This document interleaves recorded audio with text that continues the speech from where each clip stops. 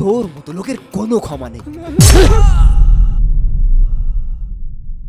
এ কি ভাই, আমি মসজিদে আজান দিলাম, আপনারা কেউ নামাজ পড়তে আসলেন না, আবার ঠিকই এখানে বসে আড্ডা দিচ্ছেন। হ্যাঁ হুজুর, আপনি জানেন না আমরা কোনো নামাজ কালাম পড়ি না, তো আমরা মসজিদেও যাইনি। আপনারা মসজিদে যান না, নামাজ কালাম পড়েন না, এই জন্যই তো আমি আসলাম আপনাদের গ্রামে ইমামতি করতে।